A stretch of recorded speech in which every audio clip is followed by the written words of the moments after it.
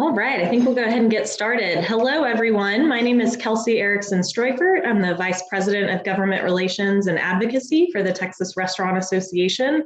We are really excited to be hosting this webinar today with a group of people who have really walked through this pandemic with us, and that's the Texas Workforce Commission. They have been just wonderful partners to us and our members, and we're really excited and grateful to have them with us here today to talk about the unemployment insurance chargebacks process. I know there's a lot of questions, a lot of interest in this topic, and we want to make sure we get your questions answered. So Irene from TWC is going to be giving us a presentation. While that's happening, everyone watching, please submit your comments either in the chat feature or the Q&A. I'm going to be monitoring that as well as our team. And once Irene's done, we're going to dive into those questions and get through as many as we can. So thank you for being with us today. I want to thank all of our panelists and just give them a chance to kind of introduce themselves and say a few words. Clay, why don't we start with you? Sounds great. Again, good afternoon, everyone. Kelsey, thank you for the introduction. I'm Clay Cole. I'm the Unemployment Insurance Director for the Texas Workforce Commission. And I tell you, it's the last 17 months have been a whirlwind, and like many of y'all have experienced a lot of new twists and turns along the way. But man, we've been a long ways when we think back to April of last year, when the first 6 weeks we processed 1.5 million unemployment claims in a matter of 6 weeks, which we didn't do in the 2 years combined. So we were working 7 a.m. to 7 p.m. 7 days a week, and our staff has just been unbelievable. And I'm really happy that you will get to meet Irene Saldana, who is our unemployment insurance administrative and operations support manager over chargeback, combined wage claims, and mass claims. And she's going to give you the thorough in the weeds details of the chargeback processes. But I can tell you, it's not even us who work with this on a daily and minute by minute basis, but it's been the Texas Workforce Commission, our commissioners, our administration. They've been exploring and looking at ways since day one to see how they can protect the interest of the employers like yourself. And I can tell you, we've participated in several webinars like this, but I know behind the scenes, our commissioners have been working to find ways to lessen the burden of what we experienced during the past 17 months. And of course, they voted back in February to delay our annual tax rate run. And then, of course, the governor in May signed House Bill 7, which removed COVID-19 non-effective charges from the rate calculation. And as we speak, in the third special session right now, there's a bill, Senate Bill 2, which actually is considering using some American Rescue Plan Act funds to be distributed into our trust fund to help again offset that impact. But before I want to not spend too much time, because I know there's a lot of questions out there. So I'm going to turn it over to Irene Saldana and let her take us through the presentation, unless you have any, and we can go around the panel and just introduce the other experts we have. We also have Chris Oakley, who's our Director of UI Policy, with us this afternoon. And that's also Angela Ford, who is a manager in our Unemployment Insurance Administration and Operational Support Special Claim Services section. So these are the best and brightest in terms of our unemployment insurance team when it comes to this subject. So anyway, glad to be here this afternoon, and let's get started.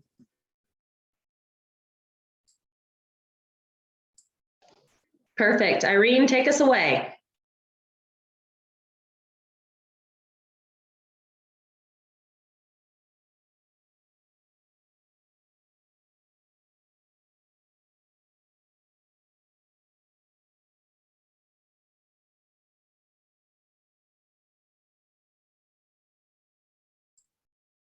Irene, or we can't hear you.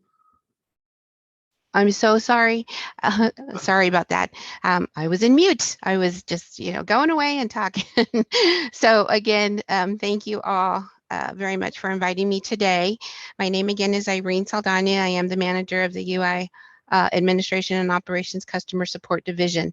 Okay, so let me try to get this screen shared so y'all can see my presentation.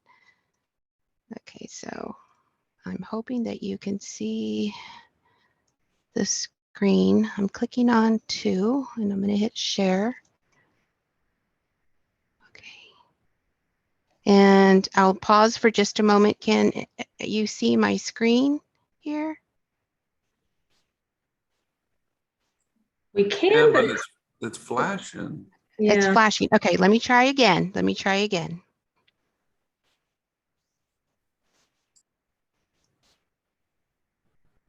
Okay. Perfect. All right, wonderful. Okay, technical difficulties, most definitely. All right, so again, thank you everyone for inviting me to be here today. I'm going to be talking to you about chargebacks and employer accounts. I do hope that you find this information helpful. Again, we are available for any questions that you have, and I'll be sharing with you ways to contact us if you have questions. So let's begin. Okay, so unemployment tax. Okay, so we start this process with the unemployment tax program. Now, the unemployment tax program collects wage information and unemployment taxes from employers subject to the Texas Unemployment Compensation Act. We call that TUCA. The taxes that you pay support the state's unemployment trust fund. Now, the fund is a reserve that is used to provide unemployment benefits to eligible workers who are unemployed through no fault of their own.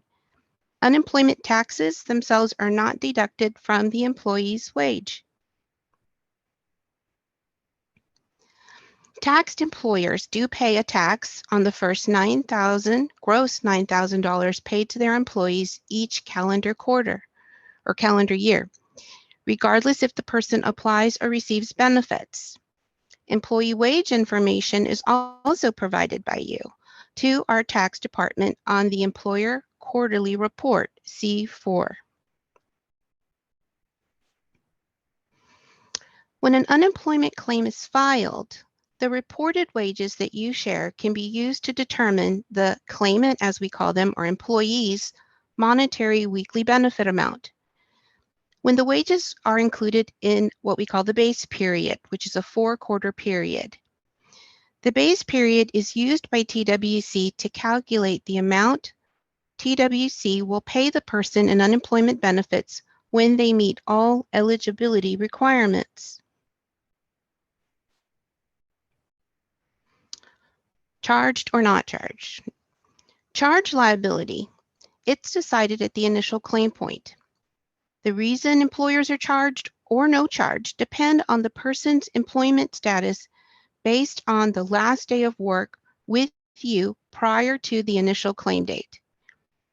Prior to the meeting this afternoon, we did receive a question from one of the members in regard to this topic. The question says, do people who voluntarily quit qualify for unemployment insurance? The answer, anytime someone quits their job and applies for unemployment, TWC investigates if they quit for good cause connected to the job. Facts on the reason for separation are taken from the person who applied for benefits and the employer.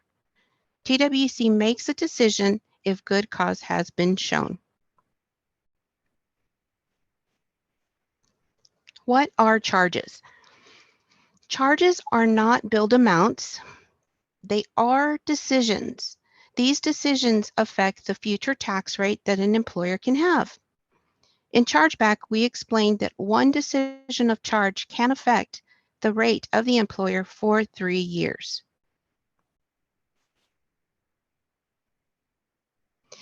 Employers' tax rates are evaluated yearly by the tax department. Each year, tax looks at 3 fiscal years prior history That includes the UI taxable wages that you report to us on the C4 and the employer chargeback history.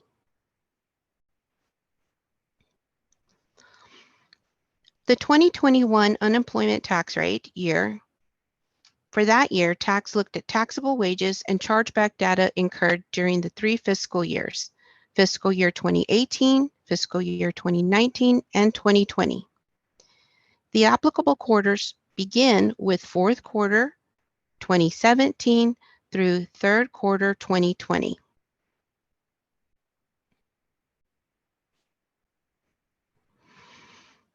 Okay, so I'm going to begin with explaining how an employer can respond to a claim for unemployment insurance. We call that the employer response. How TWC notifies employers of a claim. Prior again to the meeting that we're having now, we did get a question also from a member that asks, what are the deadlines to protest a UI claim or unemployment claim? So let's talk about how TWC notifies a taxed employer of a claim. On the screen here, you see when the taxed employer is identified by the employee as the last employment and the claim is determined to be monetarily eligible, the job separation will determine if the account is charged or not charged. The employer is mailed a notice of application of Form BD 610. It is important that the employer respond to the notice on or before the 14-day deadline to protect their interest. When the employer is part of the initial claims base period, but is not the last employer on the claim, they are mailed a notice called Notice of Maximum Potential Chargeback, Form BE 136. This form gives employers 30 days to complete and return the notice. The notice also lets the employer know what the maximum amount of benefits TWC may potentially charge the account. Both of these notices are sent to the address of record. That can be either the address that we have for tax, or if the employer has opted to create what we call a designated address for chargeback or claims. Another way that we can submit these or send these options to employers is through the Employer Benefit Services e-correspondence inbox.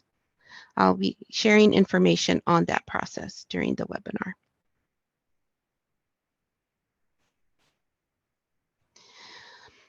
This slide just kind of gives the breakdown of how you can respond to either notice.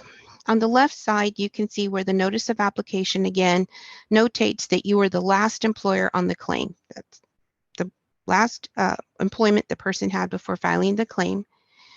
You have 14 days to respond to the notice. You can reply to the notice online. You can upload the document, the reply, through our TWC website under the UI submission link. You can mail or fax the document back to us. The form also includes a phone number where you can provide a verbal reply if that is your preference. On the right-hand side, we give some details on the Notice of Maximum Potential Chargeback. Again, as a base period employer, you have 30 days to respond to that document. You can reply online through our EBS Employer Benefit Services portal. You can upload a reply through the UI submission link, or you can fax or mail the response to the number that is on the document. There is not a phone option for this notice.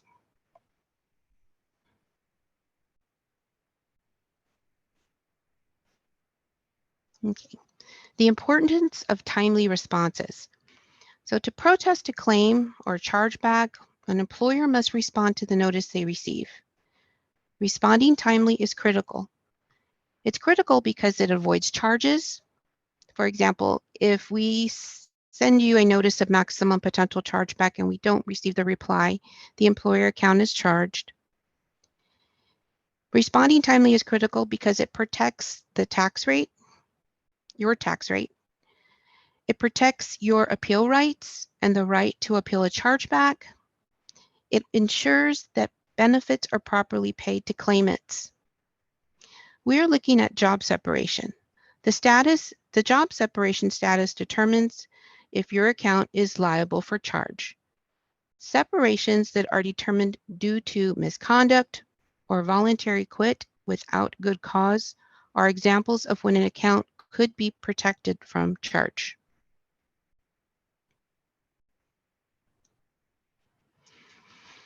Employer Benefit Services, or EBS. This is a portal that is available at our TWC webpage. The Employer Benefit Services portal, or EBS as we call it for short, it offers employers access to many services.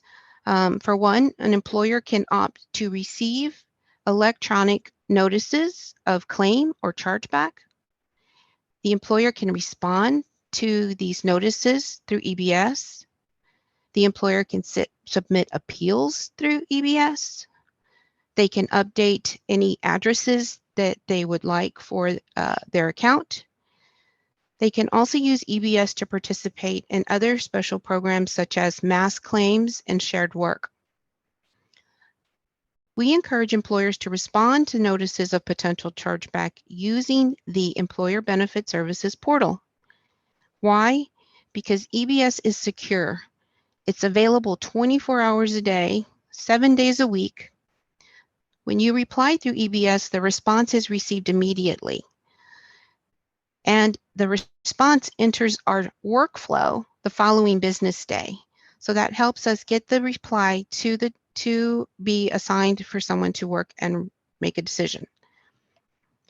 When you are signed up to receive correspondence, you receive, or when you sign up for EBS, you get the claims notices, the chargeback notices by e-correspondence. You can see the notices the same day the notices are sent, and you can respond to the notices the same day. Again, it's a great option to consider to get your documents quickly from us.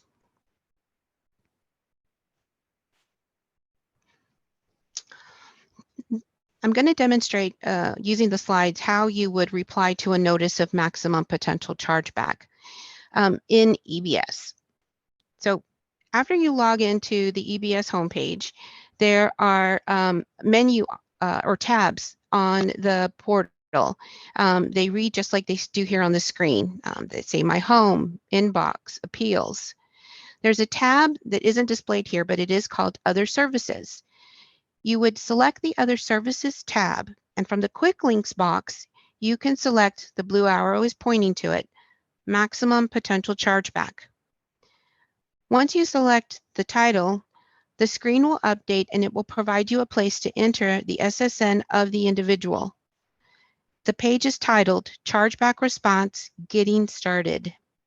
Once you've typed in the SSN, you select the next button.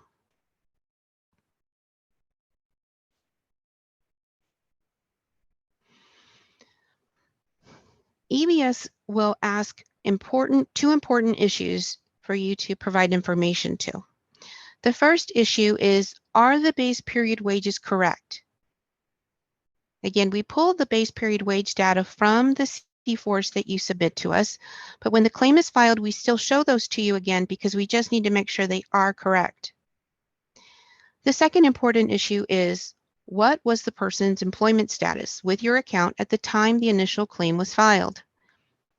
Employers can select that response here on the screen, notated where it says separation reason.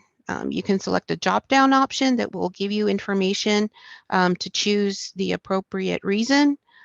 Employers can also select the other separation information, which will let you type in the details of the reason. Once you've updated all the information on the Other Services tab, you'll be given an option to review what you've entered to make sure it's correct. There's an option that's given so that you can print the screen, which is your proof that you're providing the reply.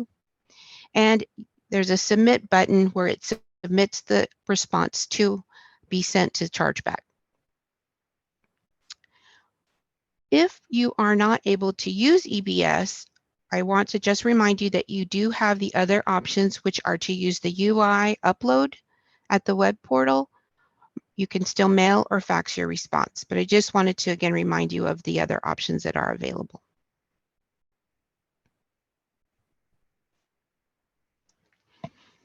Okay, so I'm going to move into the next topic of the presentation, which is COVID-19 and the pandemic. The impact that COVID-19 has had has affected everyone, and we recognize that it definitely has affected you, the employer.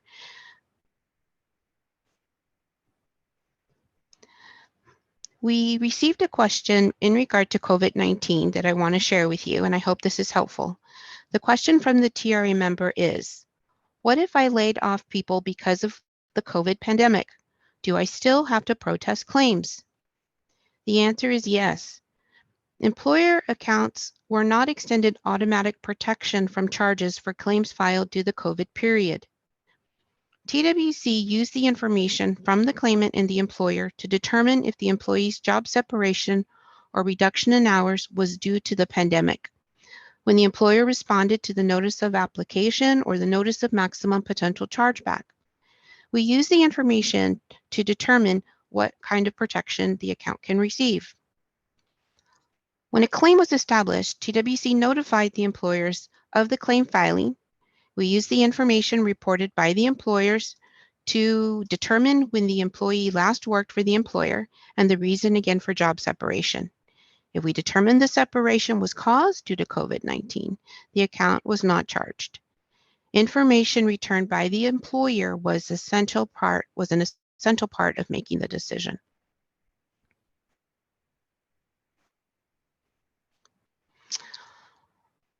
Now, this slide is titled Next Steps. So my question is, what can an employer do? What are the next steps that you can do to address charges to your account?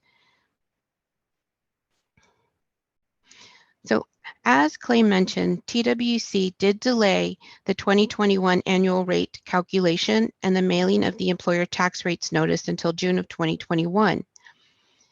We have a question also from a TRA member that asked, I thought the UI tax rate stayed the same for this year. Why is my tax bill still going up?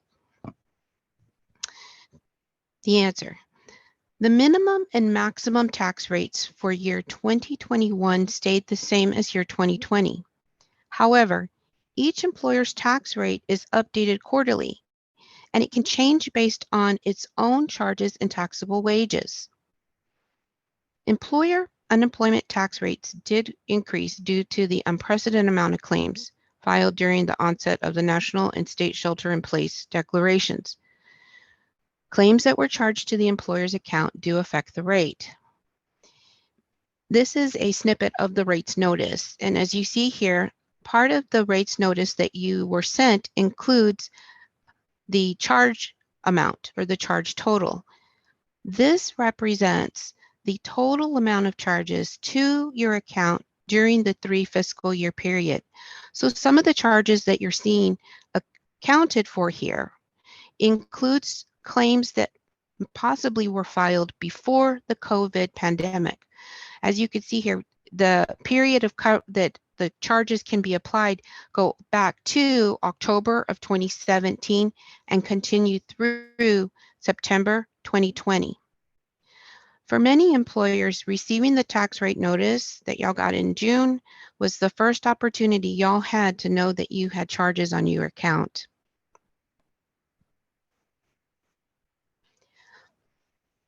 I have another question from an association member that asked, what can operators do if they miss the initial time period when they could have protested a COVID-related claim or a COVID-related chargeback? My response is, an employer can dispute any charge notated on their chargeback summary, even if their response is late because the initial claim period has expired. This is how you would see what charges you have. So on the rates notice in the prior slide, I displayed the total amount of charge for the 3 fiscal year period, which was in excess of $3,000. An employer can log into the Unemployment Tax Services portal. This is another portal that many employers are familiar with. They use this portal to pay their unemployment taxes. We call this portal UTS. Within the portal, an employer can also see what charges they have on their account. They do this by selecting the Reports Filing tab. The blue arrow points to the Chargeback History. That title is displayed in the Quick Links box. When you click on the Chargeback History, the system will display histories by quarter. Again, the quarters used to determine the rate for 2021 begin with fourth quarter 2017, which on UTS would read October, November, December 2017, and they continue through third quarter 2020, July, August, September 2020. Employers can use the summary detail as a starting point. You can use the summary detail to identify any claim that you were not aware of existed, or those individuals that separated for reasons you feel you should not be charged. To see the detail, you select the View option under Action. The detail will display by quarter the claimant's name, their social security number, the claim date, this and the charge amount. We ask that you notate the name, the social security number, and the claim date. And of course, the reason why you disagree with the charge.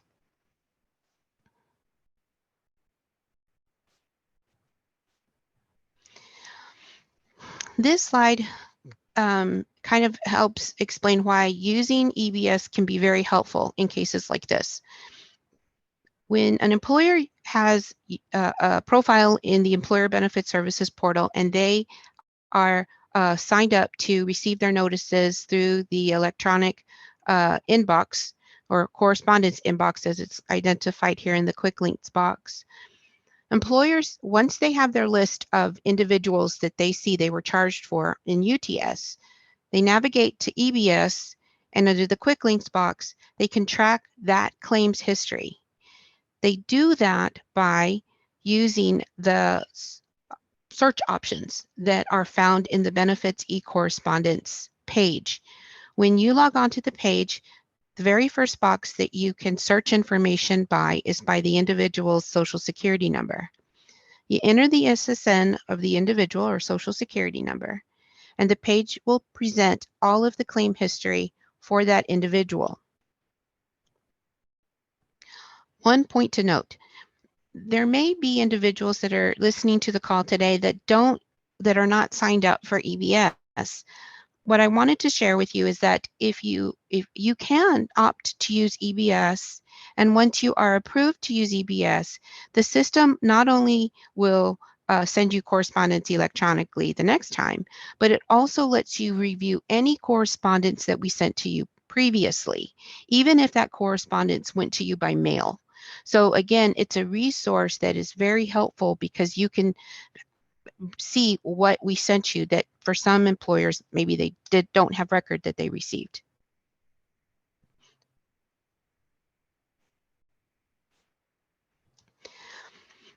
This slide provides an example of a possible search result that you might see. In this slide, it shows that on, again, the search results are broken down by date mailed, social security number, individual's name, and then the document name. Then you have the option to view the document as a PDF. If you have any type of assistive devices on your desktop, you can view you can use the accessible option. And then under the last column is a links. Depending on the kind of notice that you have, there's a link that will help you know what to do next. In this instance, you see that on May 27th, 2020, a notice of maximum potential chargeback for John Doe was sent to the account. September 3rd of 2021, a decision letter was sent.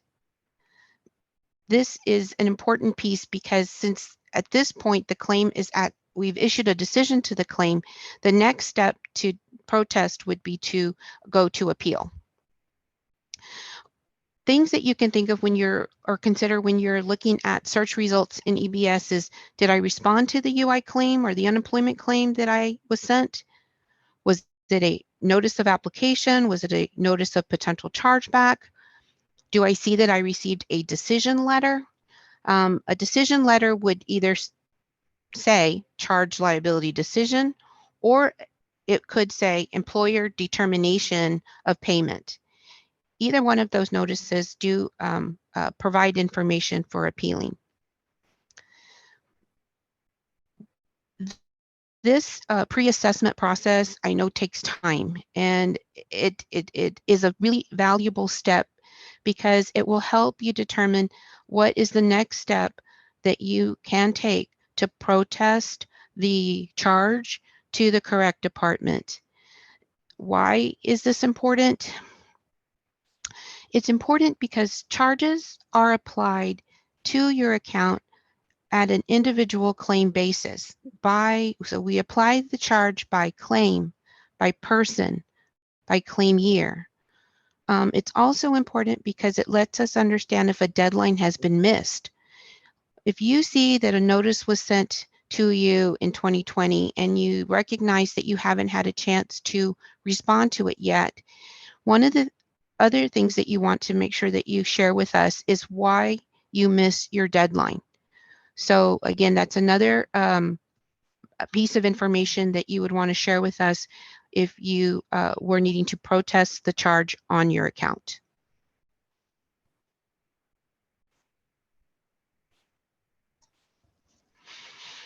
Okay, so this slide is titled Respond or Appeal. So again, to protest a claim or a charge, you first start by replying to the notice that you were sent. If you realize you haven't responded to the notice, that's step one, return a response. Once you've returned a response, we will return to you a decision letter, a charge liability decision letter, or an employer's determination of payment letter. That letter will give you appeal rights. Those appeal rights can be done through EBS. There's a tab for appeals. You can mail or fax a request. There's also information on this screen for that provides more appeals information.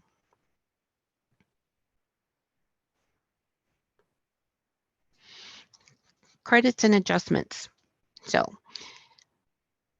the goal when you're charged and you disagree with the charge is you want to get a decision from us that would say you're not charged anymore.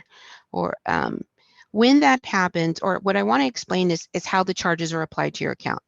So when we pay a claim, the system starts assessing charges if you're in a status C for charge. Those charges get assigned to you quarterly. If we change the decision and find you not charged, you're entitled to an adjustment. The adjustments happen once a quarter. So what we normally explain in Chargeback is if you receive a decision from us that says you're not charged, you will see a change to your chargeback summary, but it doesn't happen until the following quarter. So I wanted to share that with you. I'm also going to give you a scenario. A scenario of a claims process. We have a claim where an individual applies for benefits. They get approved for benefits in October 2020. In November of 2020, the employer whose base period receives a decision that they're charged. The system assigns charges to the employer account, and the employer appeals the decision that we made. They don't agree with it. They receive a no charge determination by appeal on March the 8th. The charges actually no longer are displayed on UTS. They do get adjusted. They get adjusted on the tax quarterly adjustment update that would run in June of 2021.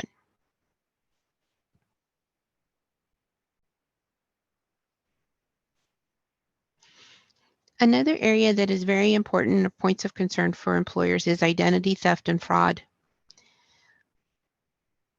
Fraud is something that, and identity theft is something TWC is very, very concerned about. If you suspect identity theft, it is essential. It is really important that you speak to the employee to determine if they did or did not file a claim for unemployment. Contact TWC immediately with the information that they share with you. You can contact us by phone at 1-800-252-3642. You can report the information by email by emailing twc.fraud@twc.texas.gov. TWC will issue credits to your account when a claim is determined fraudulently filed due to ID theft. Employers should report fraud through their employer response. Now, if an employee suspects that someone filed a unemployment claim fraudulently, we have information that can assist them at our website as well. The employee can visit our website. We have an option that says report fraud. They provide us information, and then we also provide them resources that can help them with reporting that identity theft to other agencies like Social Security Administration, Federal Trade Commission.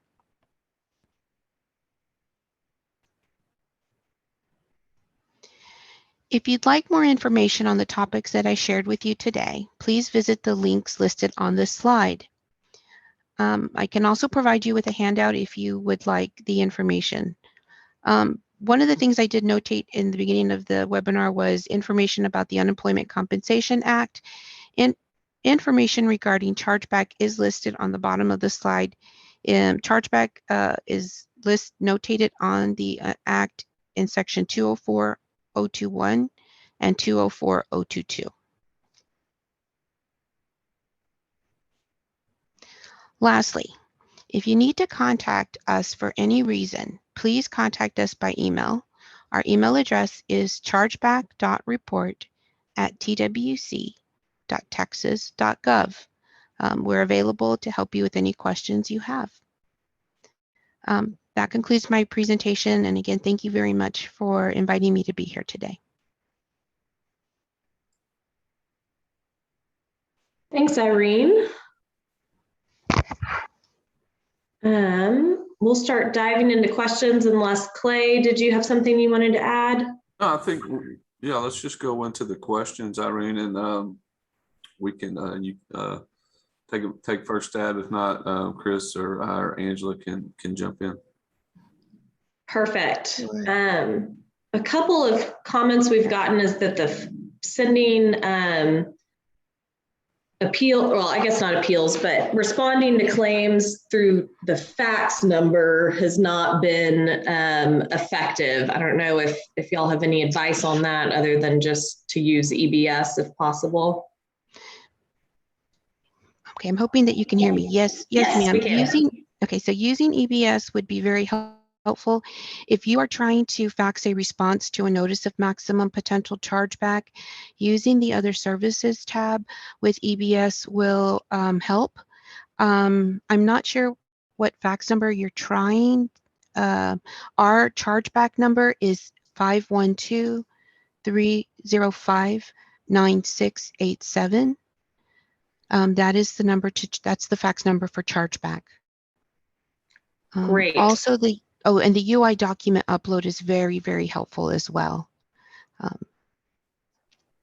Great. And I think we had a question about, in the current process, what if you use EBS and UI upload? Is that okay? Yes, it is quite okay. Great. Okay, we've got a couple of folks saying they've had a hard time logging into EBS. Maybe they don't have, I don't know if you need a login or account. How should they go about getting access to their EBS? If you if you have any difficulty getting access to EBS, we want you to send us an email at Chargeback Report. So let me just kind of give a little bit of information about how EBS works when the employer's logging in for the very first time. When the employer logs in for the very first time, we have a verification process that TWC does to make sure that that person is a valid user. an email gets sent to what we call the TWC administrator. They then review the request and approve the request. The employer that is requesting this for the first time becomes the account administrator of EBS. Now, that's a really important role because as the account administrator of EBS, you can designate other users that you want to grant access to use EBS. Some employers maybe want certain folks to handle the correspondence. Maybe they want other folks to handle submitting a mass claims if they opt for that, or doing the appeals. We also encourage employers to designate 2 administrators per account because the administrators, we find that sometimes one administrator may leave the company and at least the second administrator can go in and still access documents. So again, if you're trying to log on for the first time and you're having difficulty, email Chargeback Report and we'll help you. Great. Can someone from TWC type that email address in the chat feature to share it with everyone? I think that would be helpful. I know it was in the presentation too. Yeah, I can do that. I'll put it in the chat. Thank you, Clay. Okay, thank you. Okay. Someone asked, what if the person was on the mass UI that was sent in for the COVID layoffs? If you have someone that showed up on your chargeback report that was part of a mass claims that you submitted, email mass claims to let them know. You can also CC chargeback report. We'll need to review that and then update you with our findings. But yes, because that was we had a lot of employers that did participate in mass claims when the declarations went out to try to help their employees receive assistance. Great. Maybe we should drop that email address in the chat too, Clay. Okay, next one is, what if an employee listed on our chargeback history was a former employee who was laid off due to COVID from their current employer? Are we able to appeal on our end, or must their current employer do so? Okay, so the scenario that I believe you're describing is what we call that's why we would send the notice of maximum potential chargeback. Okay, so when we take a claim for unemployment insurance, we have to look at that base period that I was describing on one of the slides.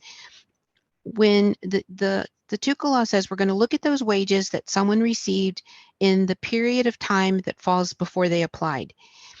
Any employer that's part of that base period becomes part of the claim.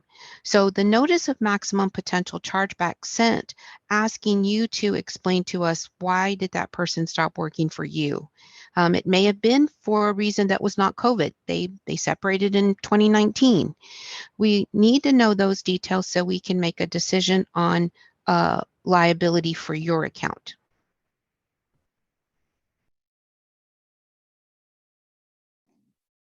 Great. And then we've got various iterations of basically a claim was filed against me that shouldn't have been, and now my rates are going up. So my understanding from your presentation, Irene, is that those folks need to respond to the claim if it's still within that window, and if it's not, then they need to appeal the chargeback. Is that accurate? Well, no. Let me kind of hopefully help. Okay, so if an employer sees an individual that they're charged for, and they have not had the opportunity to respond to the notice that they were sent, the first step they need to do is respond to the notice. We have to get that initial response, and make a decision on that initial response, so that then and notify the employer of that decision. We notify the employer of the decision, and if they disagree with the decision, they then can file an appeal. I know that some employers have been advised to go to the appeal route, and for many that might be too soon. We need to first find out, did they reply to the notice of application or notice of maximum potential chargeback? If they didn't, they start there. You have to reply to one of those two notices. So Irene, even if it's been, let's say, 3 months or 6 months since the claim was filed, there's still an opportunity to reply to the notice itself? Yes, ma'am. Yes, ma'am. Okay, got it. Thank you for clearing that up. I was confused on that as well. Okay, let's look at the Q&A box here. And just to be clear on that, so the timeline, is there any deadline at which an employer cannot respond to a notice or make an appeal? No, not that I'm Okay. aware of. Okay, so for all those folks listening who are saying, COVID was crazy, I had all these claims come in and didn't know it, they still have time to go in and respond to the notices and file appeals if necessary. Correct. Now, should an appeal be necessary, or if they recognize that they're replying to a response and the deadline has passed, one thing that they want to make sure that they address in their response to us is why the deadline was missed. Why were they late? Why are they late in responding? Got it. Very helpful advice. All right, let me see here. Lauren, I think we've responded to some of your questions here. Lauren did ask about section 204.022A2 of the Unemployment Compensation Act, which provides that an employer's account will not be charged if the work separation was required by a statute of the state or an ordinance of a municipality of this state. And I think her question is really, does COVID and the closure orders that restaurants had to follow because of COVID, does that fit within that required to close by a state statute or ordinance? I'll let Chris answer that question. Yeah, and I can. And good afternoon, everyone. Chris Oakley, UI Policy Director. And yeah, 204.022, that's in the Texas Unemployment Compensation Act. Really, I think the one that's most directly involved with the COVID is A7, was caused by a natural disaster. But yeah, A2 might apply as well. And like Irene was talking about, you have to look at the separation between you and that specific employee. I mean, what that separation was is often what we're going to be looking at. And that's what we'll normally want to know about on that notice of maximum potential chargeback when you respond to that. Got it. So that's where the employer, if this is true, that's where they should say the person was laid off because we had to reduce operations because of COVID emergency orders, et cetera. Absolutely. Got it. Thank you, Chris, for jumping in there. Just seeing what other questions we haven't answered yet.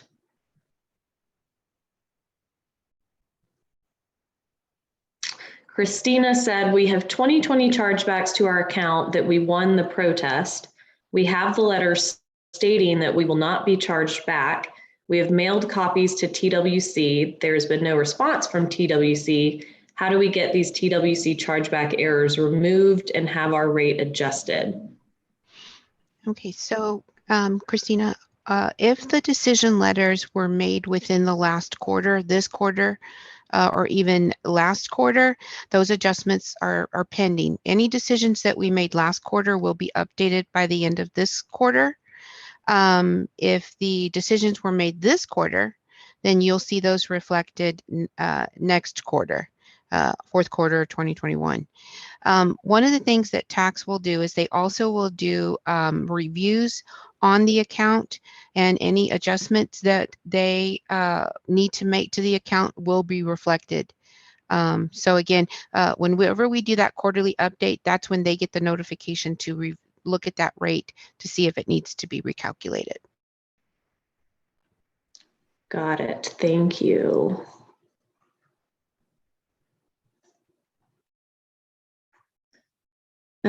Someone mentioned that, replying to the notices by mail is slower. You sometimes get the claims right at the deadline. I'm anticipating that EBS is the suggested route to address that concern. Yes, ma'am. So Liz said, how do we appeal chargebacks, which are COVID related, when we go online and log in and enter the Social Security number, we get there is no recent claim for that Social Security number. Any advice or thoughts on that, Irene? My advice would be to use the UI upload portal. You can submit your individual chargeback responses through the portal. That is why I mentioned it in the presentation, is that from time to time the system will not let you in. So the portal is, I think, your next best bet. You're online still.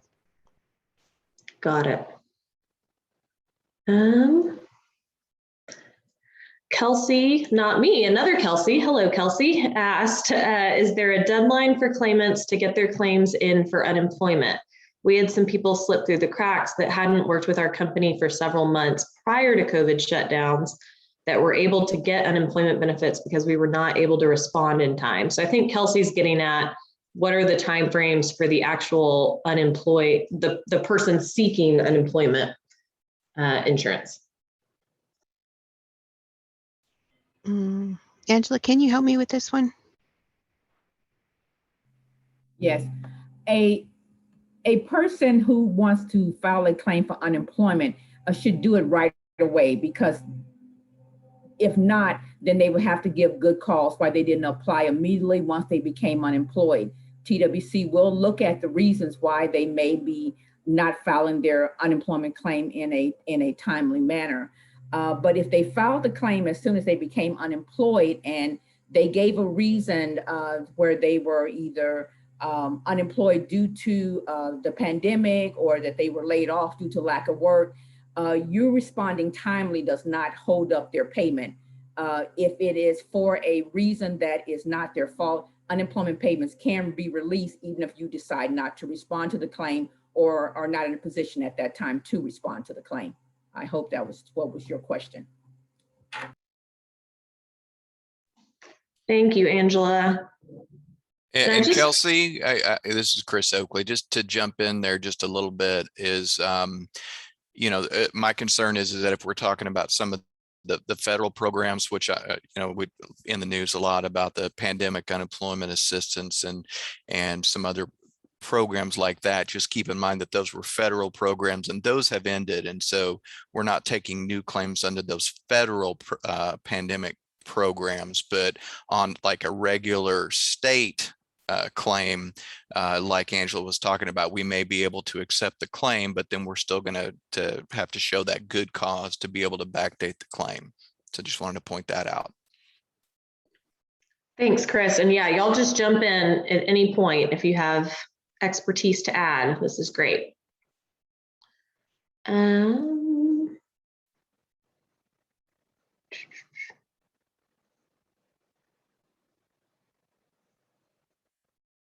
Jessica said, what if an employee listed on our chargeback history was a former employee who was laid off due to COVID from their current employer? How does the appeal process work since the chargeback is hitting the former employer's account?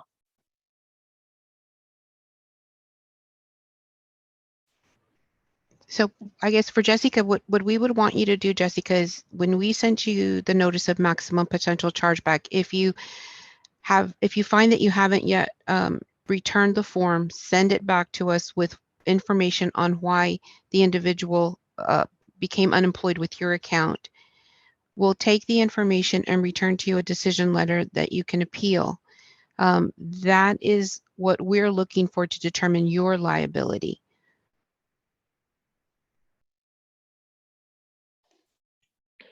Got it. Here's another good one. In regard to COVID claims, can we file an appeal for multiple employees at one time?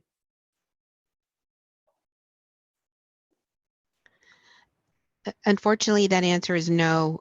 Individual charges are decided by each claim.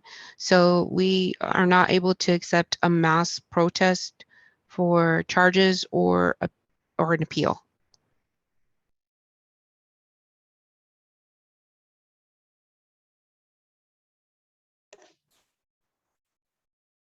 I suspect y'all can't answer this question, but I'm going to ask it anyways. What are acceptable reasons for missing a deadline to respond?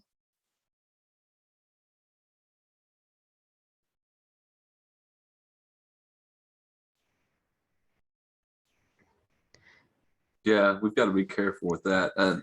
Usually when we're talking about unemployment, whether it's a claimant or the employer, we don't want to perceive that we're coaching them and telling them how they should respond. That is, information, relative to their circumstances or what they experienced regarding the claim. And so we just ask each party, the claimant or the employer, to just tell us, what happened, and we'll investigate and make sure, whether that falls into what we call good cause or not. But we don't really respond to what is good cause. I don't know, Chris, do you want to expand on that? Or just a little bit? I mean, I think Clay's got it pretty well down, and I would just say that certainly from, let's say that you end up with a charge liability decision that you disagree with, and either it's a charge liability decision that maybe that that 30-day notice played a part in the decision to respond to the notice of maximum potential chargeback, or let's say that maybe you filed the appeal late, the appeal to the charge liability decision.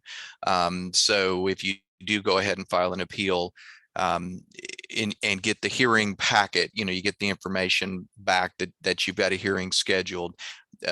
Most of the time what you'll see is the first thing that hearing officer is going to cover is the timeliness of appeal issue, and that's where you get another chance to explain your side of the story. So I would just tell anyone that if you're in that situation, just make sure that you can explain it and give your side of the story to the hearing officer, and we'll treat you fairly.